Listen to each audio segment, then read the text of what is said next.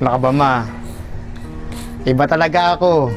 At alam mo naman, ikaw ang pinakamahalaga sa akin. Wala nang iba. You know, I love chicken nuggets. Talaga, daming nalalaman. Pero ma, tandaan mo ha, mahal na mahal kita.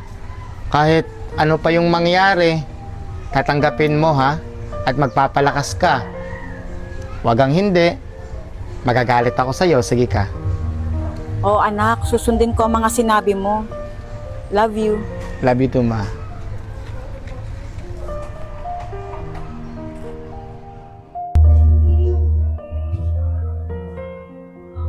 Hey po, Tita Vilma. Kamusta na po kayo? Ayos lang naman ako, Iha. Salamat, ha. Siya nga pala. Nakita mo bang anak ko si Kenneth? Kaninang umaga ko pa kasi siyang hindi nakikita. Hindi naman siya na maalam sa akin bago pumunta sa trabaho. Nagbabaka sakali lang na baka alam mo. Papasama sana ako.